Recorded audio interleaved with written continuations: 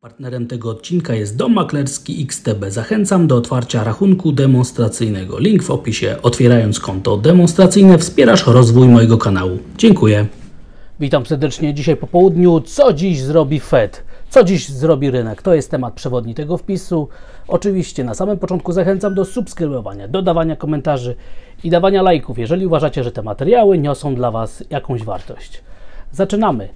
Na samym początku informuję oczywiście, że wszystkie wykresy, które są zawarte w tym materiale, będą pochodziły z dwóch platform, z Xstation 5 i z platformy Bloomberga.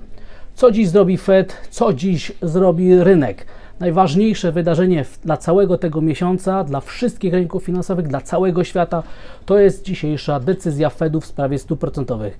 Decyzja zapadnie o godzinie 20 czasu europejskiego, dlatego oczy wszystkich inwestorów na wszystkich klasach aktywów będą skierowane właśnie na decyzję Fedu, na komunikat, na to, co powie prezes Powell i na te wszystkie inne informacje, które dzisiaj zdobędziemy, więc naprawdę czeka nas ogromna zmienność, przynajmniej jest na to ogromna szansa, że będzie dzisiaj potworna, niezwykła zmienność i ta dzisiejsza decyzja moim zdaniem ma nawet szansę ustawić rynki finansowe do końca tego roku, jeżeli oczywiście nic na froncie wojennym nowego się nie stanie, ponieważ oczywiście wojna to jest jeden z tych głównych czynników, który prowadzi do tych decyzji banków centralnych, które teraz obserwujemy w takiej skali i w takiej ilości.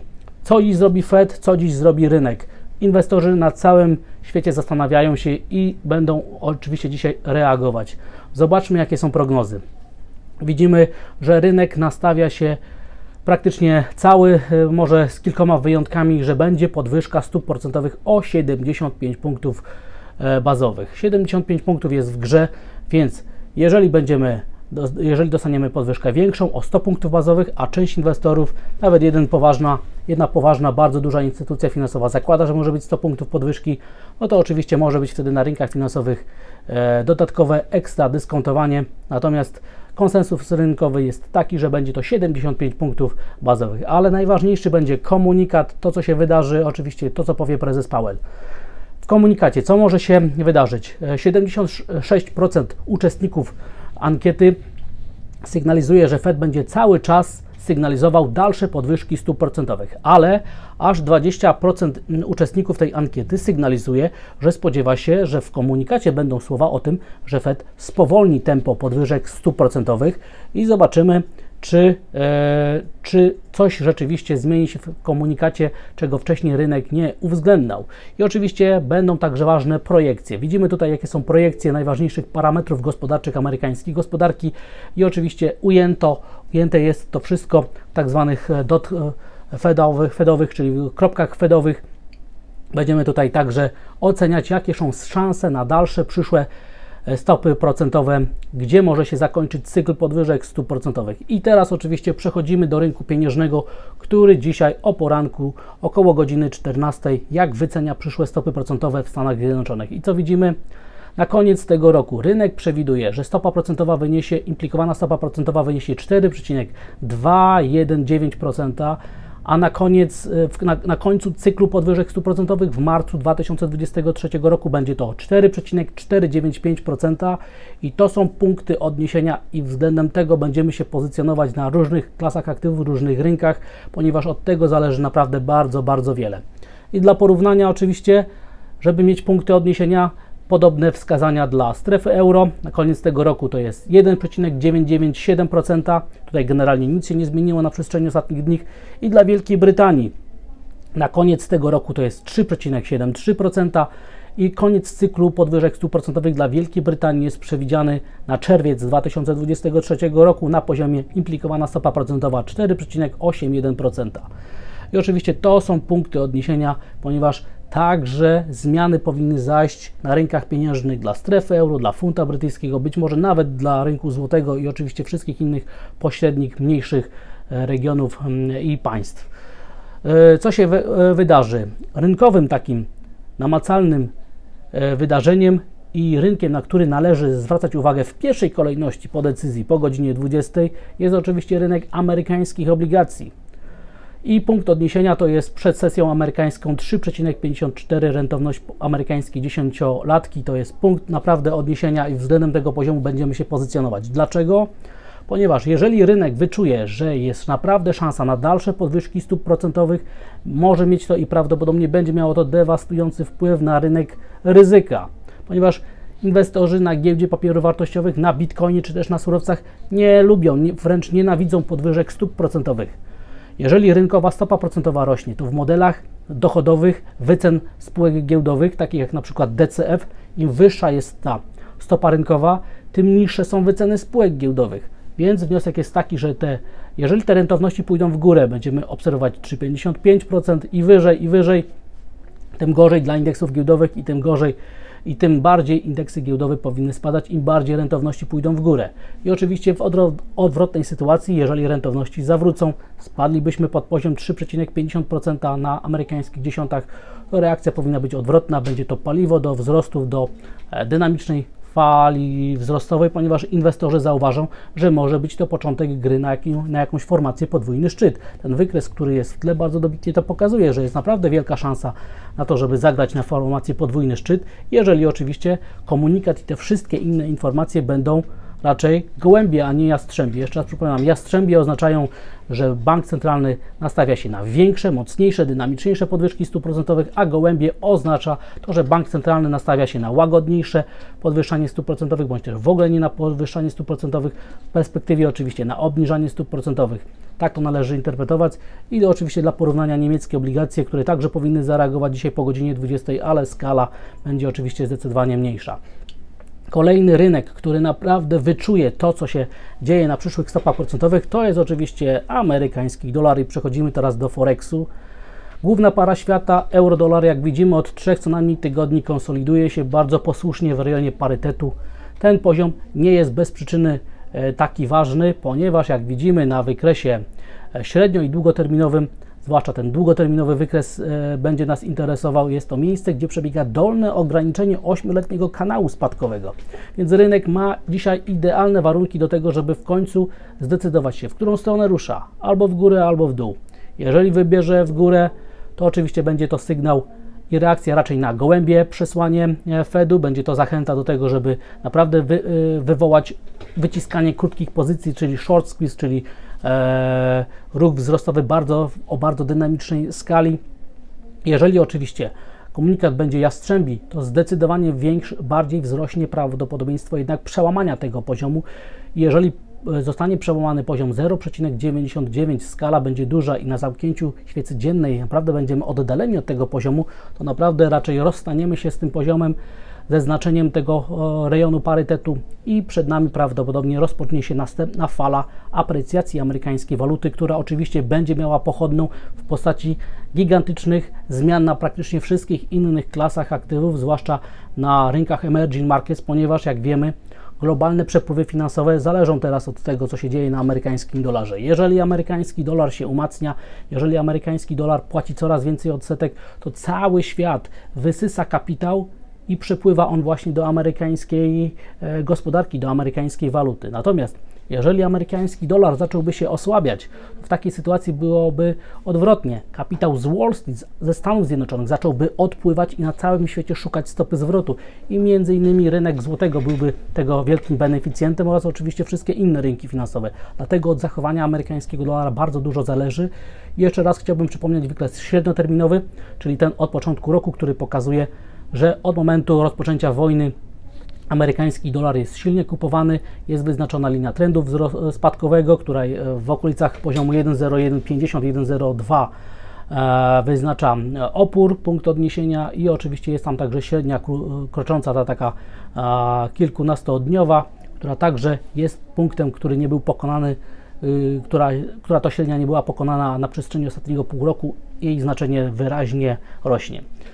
Dla Fedu ważna jest też płynność na rynku. Jak widzimy, płynność nie zagraża nam tutaj bezpieczeństwa i stabilności całego systemu finansowego. Na razie jesteśmy blisko tylko poziomów maksymalnych z marca 2020 roku i bardzo daleko jesteśmy od poziomów, które były notowane podczas ostatniej recesji w 2008-2009 roku, czyli tutaj nie ma jakiegoś większego zagrożenia.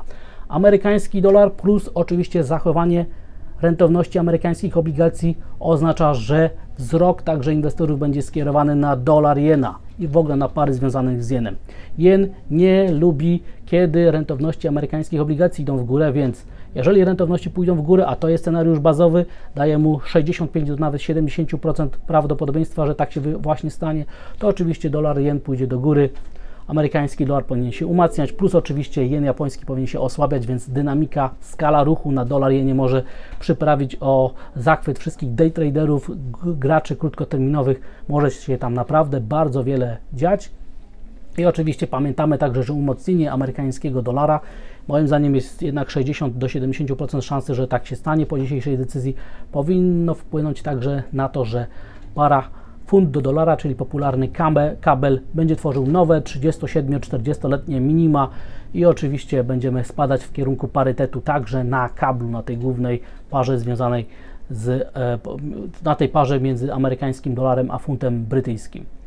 Kiedy zobaczymy, jaka jest implikowana zmienność na rynku amerykańskiego dolara, na najbardziej popularnych parach walutowych, to widzimy, że jest ona najwyższa od marca 2020 roku, co oznacza, że jest dzisiaj ogromna szansa na potężną zmienność, na gigantyczne ruchy na euro-dolarze, na dolar-jenie, na kablu i na wszystkich innych parach związanych z amerykańską walutą, oczywiście pośrednio także na wszystkich innych walutach na świecie.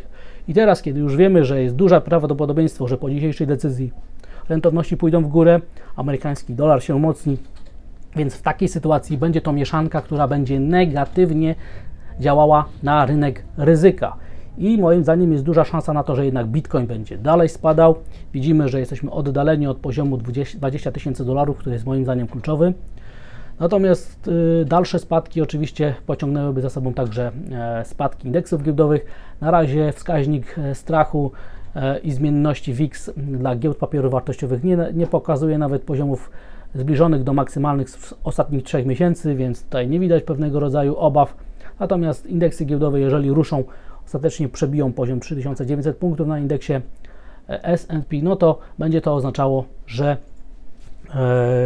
prawdopodobnie cały wrzesień będzie fatalny dla indeksów giełdowych i powieli się ta statystyka długoterminowa z 30 lat, która mówi, że to właśnie wrzesień statystycznie podczas całego roku jest najgorszym miesiącem dla indeksów giełdowych w Europie i w Stanach Zjednoczonych. Natomiast na drugim biegunie jest ta statystyka, którą dzisiaj rano pokazywałem Państwu, która mówiła, że w tym roku na 10 sesji przed decyzją Fedu indeksy giełdowe były niżej, ale 10 sesji giełdowych po decyzji były wyżej, to nawet znacząco. Na następnym wykresie te decyzje i te ruchy na indeksie S&P są naniesione nawet na indeks S&P. Bardzo łatwo wychwycić te momenty, więc naprawdę bądźmy bardzo czujni, ponieważ dzisiaj może się wiele wydarzyć. Jednak moim zdaniem, mówiąc obiektywnie, a nie subiektywnie, jest 60-70% prawdopodobieństwa, że rentowności pójdą w górę, amerykański dolar się umocni, czyli indeksy giełdowe będą spadać i moim zdaniem to jest scenariusz bazowy, chociaż jak wiecie, jestem gotowy na każdy scenariusz.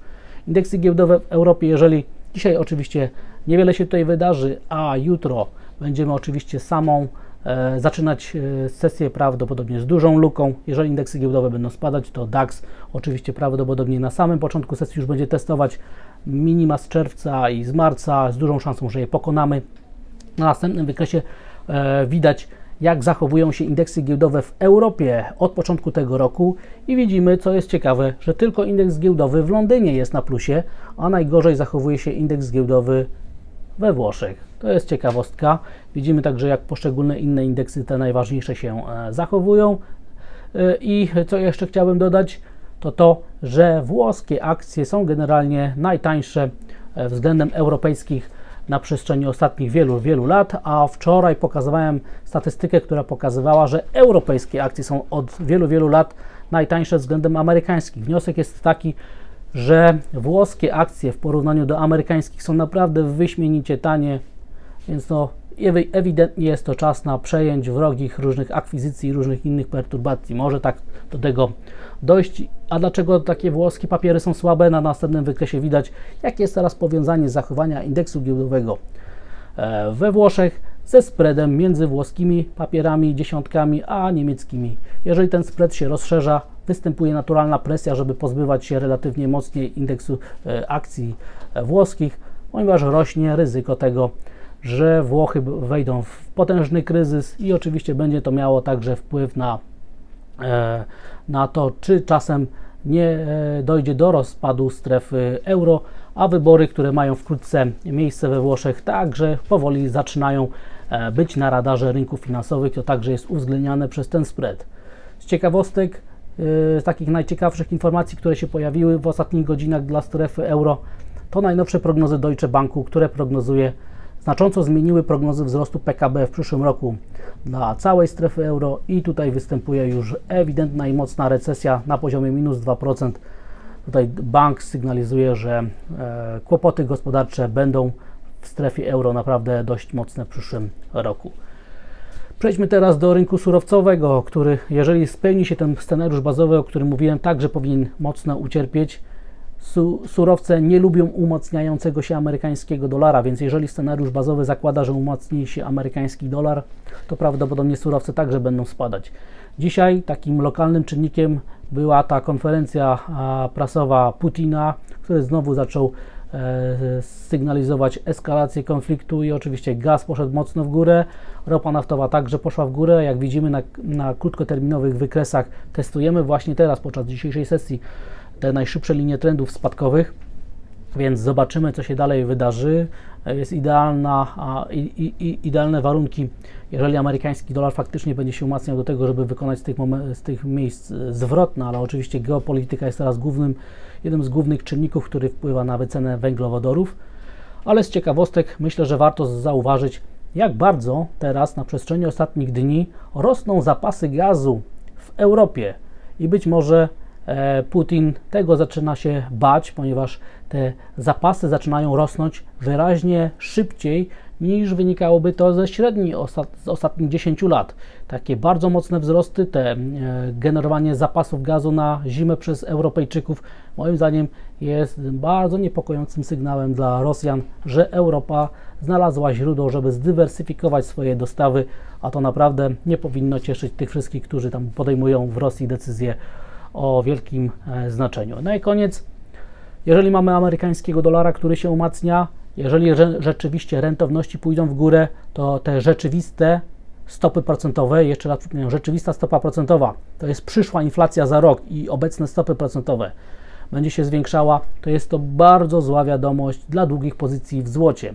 Więc rynek złota także dzisiaj warto obserwować. Jeżeli faktycznie stanie się tak, jak mówię w tym scenariuszu bazowym, to złoto ma potencjał dzisiaj na gigantyczne spadki, na rozpoczęcie mocnej fali spadkowej, która może być podobna do tego, co było 10 lat temu, dlatego w ostatnich wykresach bardzo często zamieszczam porównanie tego, co się dzieje teraz, czyli dwuletnia formacja szczytowa na cenie złota, z tym, co się działo 10 lat temu, ponieważ 10 lat temu także doszło do wyłamania z takiej formacji, a później bezca na złocie trwała 2-3 lata, a początkowa faza nawet była dynamiczna, więc być może tak, że będzie i tym razem. I na koniec oczywiście dział poświęcony krajowym aktywom, które dzisiaj nie zareagują, jutro na pewno zareagują, wrócimy do tego na pewno. Natomiast dzisiaj poznaliśmy kolejne ciekawe i bardzo ważne dane makroekonomiczne, twarde dane makro, które uzupełniły wczorajsze dane i wnioski płynące z produkcji przemysłowej. Okazało się, że sprzedaż detaliczna w Polsce wyniosła 21,5% w ujęciu nominalnym, czyli była zdecydowanie pobiła skrajnie optymistyczne prognozy. W ujęciu realnym, czyli po uwzględnieniu inflacji, także rośnie do poziomu 4,2%, czyli wniosek jest taki. Ta obniżka podatków, która weszła w życie 1 lipca, bardzo mocno pomogła polskiej gospodarce. Wszystkie inne pakiety typu wakacje kredytowe także pomogły i oczywiście napływ do Polski kilku milionów Ukraińców także pomaga polskiej gospodarce, więc wniosek jest taki, że po pierwsze, trzeci kwartał dla polskiej gospodarki wygląda nieźle, naprawdę dobrze, bo jeżeli uwzględnimy te dane o produkcji przemysłowej, to naprawdę kondycja gospodarki jest dobra, nie widać tutaj mocnego hamowania. I wniosek jest taki, że prawdopodobnie te czynniki, o których mówiłem, o sprzedaży detalicznej, obniżki podatków, wpływu Ukraińców, pozwoli uniknąć recesji, jeżeli rzeczywiście zmaterializuje się ten scenariusz opisany przez Deutsche Bank o tym, że strefa euro będzie w recesji, to nawet głębokiej. Polska gospodarka powinna się dzięki temu oprzeć tym negatywnym zjawiskom, jakim jest recesja. I jeszcze ciekawe były dane o zaufaniu konsumenckim, które zaskakująco poszły w górę. Oczywiście z poziomów ekstremalnie niskich i moim zdaniem należy te dane o zaufaniu konsumentów interpretować bardzo podobnie jak te wskaźniki PMI. Po prostu percepcja tych, którzy są brani pod uwagę w tworzeniu tego wskaźnika, jest zaburzona efektami związanymi z wojną. Stąd też te wskaźniki, nie tylko w Polsce, bo te bardzo podobne wskazania są dla całej Europy, są zupełnie odmienne od faktycznego stanu gospodarki. Jeszcze raz przypominam, wskaźniki PMI są na dnie, także w Polsce, a tutaj produkcja przemysłowa zupełnie tego nie potwierdza, ponieważ jest zdecydowanie lepsza niż prognozy. Wniosek jest taki, widać tutaj wpływ wojny. Dzisiaj po decyzji, po tych słowach Putina, polskie obligacje zaczęły być kupowane, dług polski zaczął zyskiwać na wartości, a złoty jest generalnie sprzedawany z tego właśnie powodu, że ryzyko geopolityczne rośnie i oczywiście mamy euro-dolara troszeczkę poniżej poziomu parytetu, ale to, co się wydarzy na złotym, zależy w zdecydowanej większości, w 70, 80, nawet 90% od tego, co się wydarzy dzisiaj w nocy na euro-dolarze i jak się jutro obudzimy na rynku z euro-dolarem. Czy nad parytetem, czy głęboko poniżej poziomu 0,99. Tak też powinien zareagować złoty, a warszawska giełda cieszy się z tych danych makroekonomicznych, ponieważ udaje się utrzymać nad poziomem 1500 punktów i to pomimo wzrostu ryzyka geopolitycznego związanego ze słowami Putina. Zapowiada się niezwykle ciekawy, arcyciekawy wieczór. Co dziś zrobi Fed? Mam nadzieję, że zakreśliłem. Co dziś zrobi rynek? Nie wiadomo, ale scenariusz bazowy jest zarysowany. Czekamy bardzo cierpliwie na godzinę 20, a później naprawdę powinniśmy być świadkami gigantycznych zmienności praktycznie na wszystkich klasach aktywów. Dziękuję bardzo za odsłuchanie tego materiału. Zachęcam do subskrybowania, dodawania komentarzy i dawania lajków, jeżeli uważacie, że te materiały niosą dla Was jakąś wartość. I widzimy się i słyszymy jutro rano, a dzisiaj życzę wszystkim stopy zwrotu podczas tych emocjonujących wydarzeń po godzinie 20. Pozdrawiam.